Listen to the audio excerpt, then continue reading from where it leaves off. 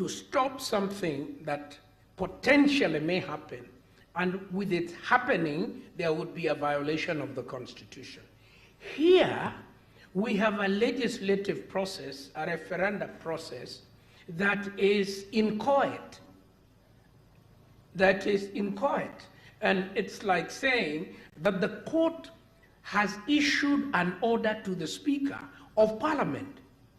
Let me remind you, my Lord, when I was in the Guy Commission, we were writing the chapter on the judiciary.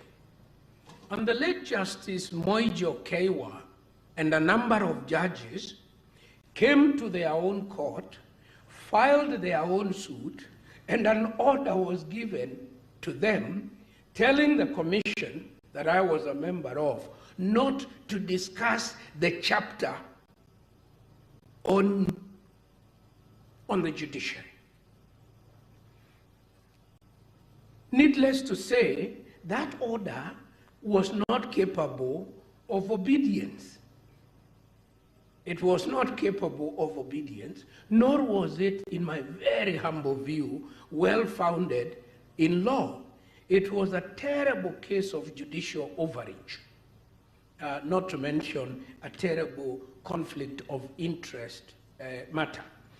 In this matter, and I associate totally with my learned friend James Orengo, with whom I have not argued a matter on the same side for 20 years. So I am quite happy with this recent development. I am quite happy to associate with James Orengo's very, in my very humble view, very well thought out argument that a political process must be permitted to evolve politically. And a judicial intervention commends itself where that process is complete and a legal product exists to which the judges then say, this cannot be allowed to stand. Let me give you an example. One of the proposed changes is to bring in a judicial ombudsman. I personally don't know whether that is good or bad or whatever. But I can possibly see a day, if this referendum were successful, where somebody would come and say, I am attacking only that section, because as it reads now, it is inconsistent with that section, and it undermines that framework.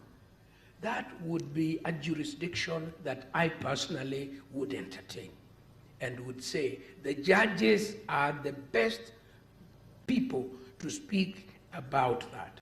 So, to my very humble view, the judges exercised a jurisdiction that the people of Kenya reserved for the Supreme Court.